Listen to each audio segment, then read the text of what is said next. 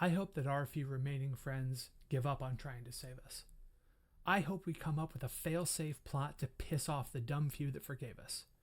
I hope the fences we mended fall down beneath their own weight, and I hope we hang on past the last exit. I hope it's already too late.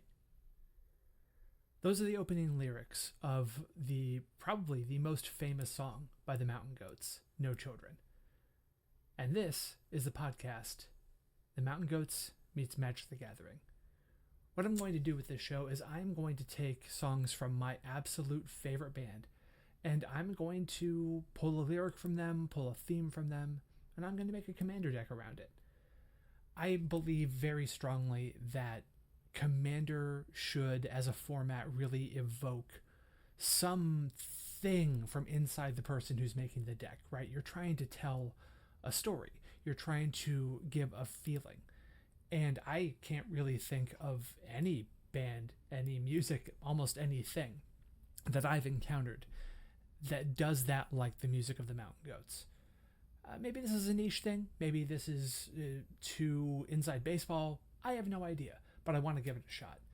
And what better place to start this project out than with the song that so many people know, whether they know it's by the Mountain Goats or not.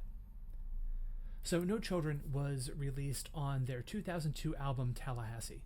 Tallahassee sort of marks this point in the Mountain Goats' career where they begin to transition from John Darnielle, who is the lead singer and songwriter of the band, sort of being a hymn project, which means that like stuff is recorded largely on a boombox in his house. They'd done some studio work prior to this, but Tallahassee was the first studio album. It's a huge transition from their previous styles. The previous album, All Hail West Texas, which is one of my absolute favorite albums of theirs, is the last gasp of this boombox that John had recorded on, and Tallahassee is a big departure. And in fact, Tallahassee is also a theme album. It is based entirely around the experiences of what has come to be known as the alpha couple. So the alpha couple is a really dysfunctional husband and wife. They become a husband and wife that John has written about over the years. Any song of the Mountain Goats catalog that has alpha in the title is about these two. And Tallahassee, as an album, is about the end of their relationship. It's about everything disintegrating. And No Children is just emblematic of everything that is wrong with this relationship. So the reason you may have heard of this song, even if you're not familiar with the music of the Mountain Goats, is because of TikTok. During the pandemic, during a portion of lockdown specifically, this song went viral because a bunch of younger adults, people discovered the album, discovered the song, and began, miming along to it, lip syncing along to it on TikTok. And it really just grew out of proportion to its previous popularity. Now, it's still a really well-known song. It's still really popular, but it hadn't really reached audiences like that. Especially, it's an album from 2002. It's a song from 2002. The song at this point in time is 20 years old, and yet it still resonates really, really strongly. And I figured for this project, why not just start with the thing that people know the absolute most? So I went with No Children. It is a fantastic song. It's a sad song, and at the same time, like a lot of the Mountain Goats music, it's a depressing song. It's depressing. It's an anthem. It is very often a closer at their concerts. Everyone sings along to it, and it has some really stark and blunt lyrics in it. I hope we die. I hope we both die. Like it's a raw feeling that it evokes, and yet it's hard for me to even parse out what it is. The joy of this song is visceral, and it's raw, and it's real, and it is really, really powerful. So I'm going to put a link in the video. You can go listen to it if you're not familiar with it. Obviously, because of copyright reasons, I can't just play the song in this recording, unfortunately. That would be amazing if I could, but that's just not something that I'm able to do. Maybe someday, who knows. But the song itself is, it's just so well known. It's so indicative of what this album is, and it really marks an important point in the Mountain Goat's career. So for all of those reasons and many more, I chose that as the theme for this deck. Now, the idea of making a commander deck based on a song by a band might sound strange, but I come from a tabletop role-playing game background. I have spent 10 years writing role-playing games, and I am all about story. I'm all about theme. I'm all about evoking feelings with the stuff that I've made. And I've made a recent transition into Magic, and I've found that Commander is the best place to be able to do exactly that. You can make decks that evoke a feeling. You can make decks that tell a story. And Commander is the perfect way to do that. The rules committee even says in their guiding document that they want this format to be a place where people can have their own personalities expressed. And so I really wanted to try and take a stab at making decks that not only told a story, but told a specific story, one that is evoked for me by the music of the Mountain Goats. It's a passion project. It may be a niche project. I have no idea. We're going to find out. So with that having been said, with all that preamble out of the way, let's take a look at the deck itself. So we've got this set up here. I've got my spell table set up that I use for streaming, and I will begin with a few basics, right? So Commander decks are 100 card singleton decks, which means aside from basic lands, there are no duplicate cards in the entire deck. As well, they are helmed by a legendary creature that's known as your commander.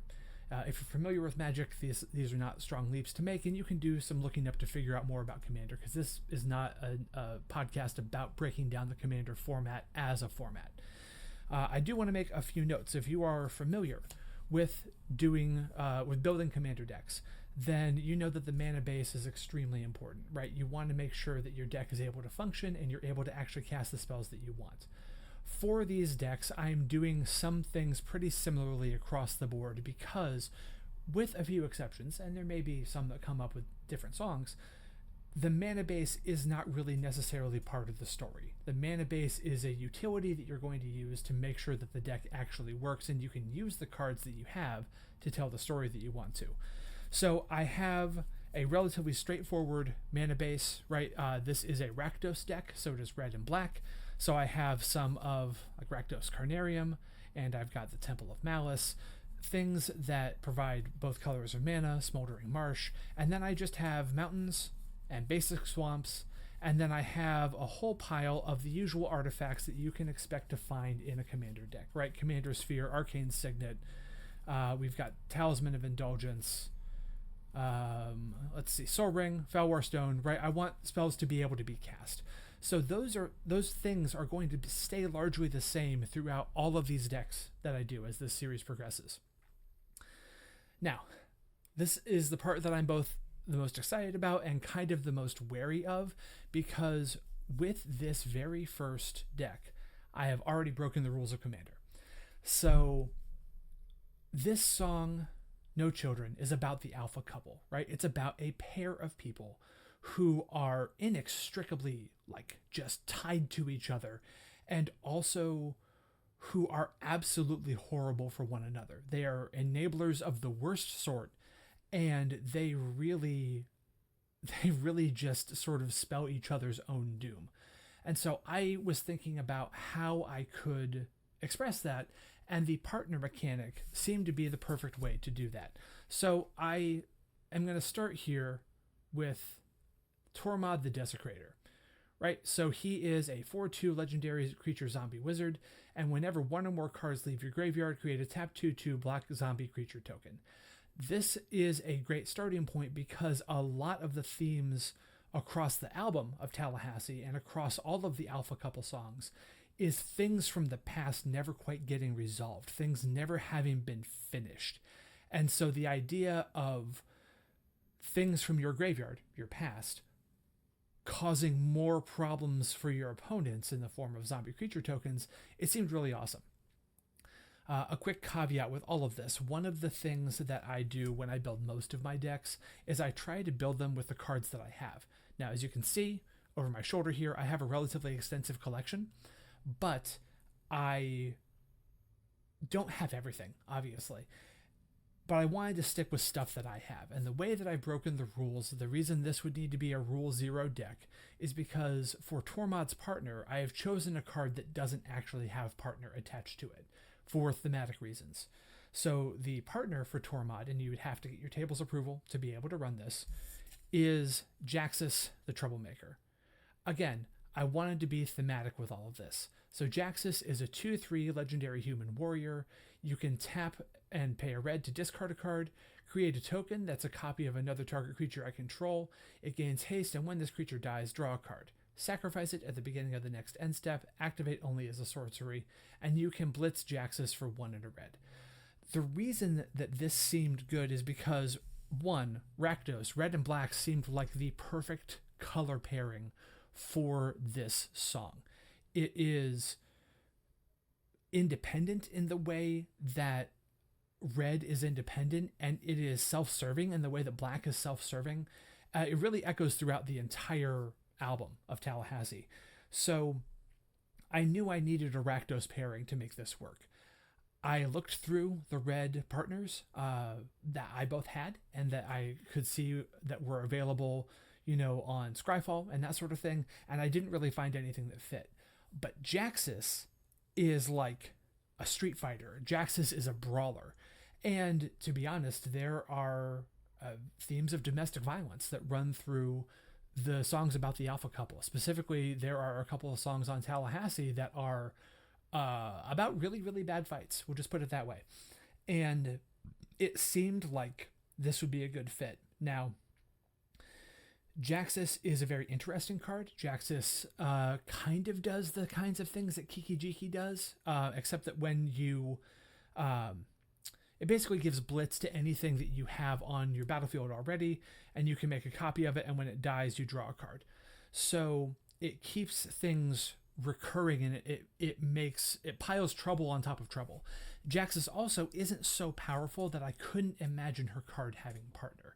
And it is even perhaps poetic because Jaxus maybe shouldn't be a partner, but in this deck she is. And thematically with the song, these people really shouldn't be together, and yet they are. So that's the direction that I went with this. I have the deck divided. We're going to get past the lands here and past that artifact base for the most part anyway. I have the deck divided into some pretty specific color camps for what each color is supposed to do. Again, trying to evoke the themes of this song. So just a quick run through the artifacts real quick while we're here. We'll get past the mana rocks. So I've got Meteor Golem. You get to destroy something when it enters the battlefield. Seems appropriate. We have Oblivion Stone. Again, this all ends in death. Not death, but the death of the relationship anyway. This all ends in oblivion, so that seems great. Erratic Portal. It is just the chaos of the relationship is evoked there. And then, let's see, I don't think... Oh, and because Tormod is the commander himself, you have to have Tormod's Crypt in there, just because, it doesn't really match with the song that much, but it's an internal flavor win, so I kept it around. So those are the artifacts. The rest are mostly mana rocks and ways to fetch lands. The red cards in this deck, there are some creatures, but by and large, I wanted there to be cards that also pull things from the graveyard, right? So we have instants and sorceries that have flashback. So you can get this card out of the graveyard and you can recur it, play it one more time and make sure that you are triggering Tormod's zombie ability. So that's what red is designed to do in this deck. And also the cards are supposed to be, flavor wins, right? Twin Inferno is really great. Seething Song, Mana Geyser, Desperate Ritual, Arcane Bombardment. Arcane Bombardment works really well with all the instants and sorceries here because they just keep copying and recurring. Again, recurring is a theme that I want this deck to have. Ignite the Future, Geist Flame Reservoir, Let the Galaxy Burn. So red is about dealing damage, it's about recurring things, and it's about having, when stuff enters the battlefield, having problems because of that. So that is how all of this is set up in red. Also, I put in a couple of curses. Curse of Obsession. You're cursing somebody else because the thing about the alpha couple is that they are just compelling. It's kind of like a train wreck where you can't look away from it. So there are things set up in this deck just to make sure that the red side of stuff, Indulge in Excess, is very on theme for them.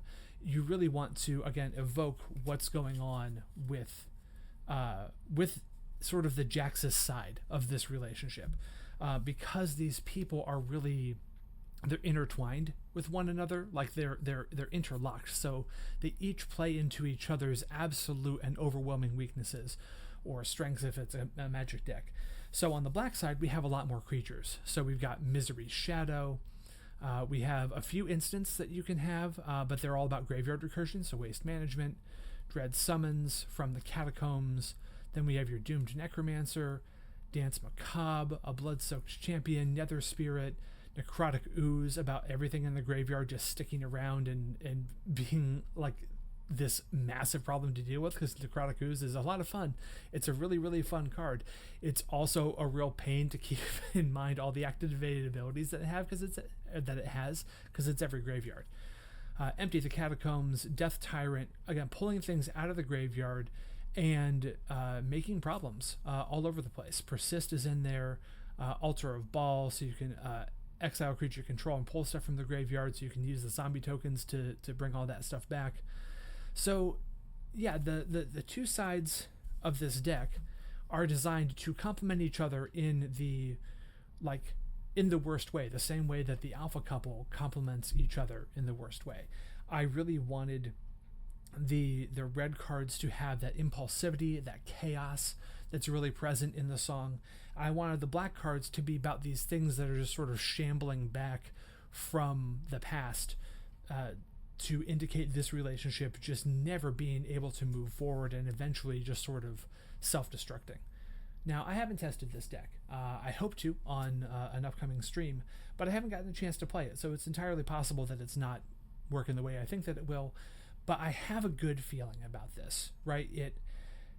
The point of decks like this for me isn't necessarily to win the game. Yeah, someone's going to win a commander game.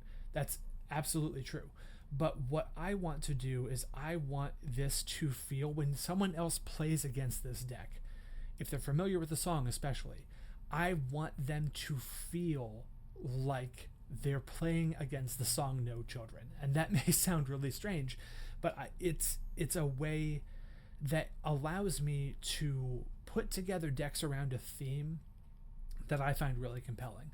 So this is the setup that I've got. This is the deck, and it is a full functioning commander deck, and more than that, you can see the deck list on Moxfield.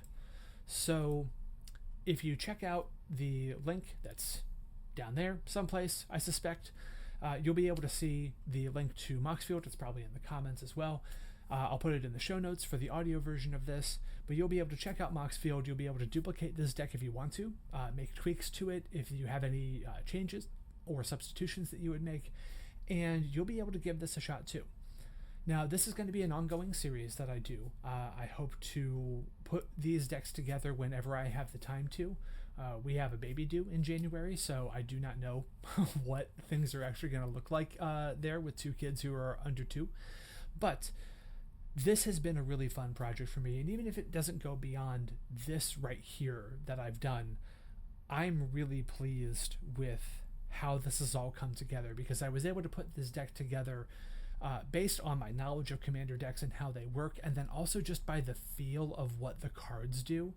I know that as I have a chance to play it, I'll probably refine a few things that don't quite feel as on theme, But overall, I'm really really happy with how this has all come together. So anyway, if you enjoyed this, obviously all the things that every single podcast says everywhere forever. Subscribe on YouTube if you like the video side of things. Leave a comment or a review on the audio side of things. If you enjoy work like this in general, you can support me on Patreon. It's patreon.com/theothertracy. And overall, I just really appreciate you taking the time to listen and check out my first foray into the Mountain Goats meets Magic the Gathering. Thanks.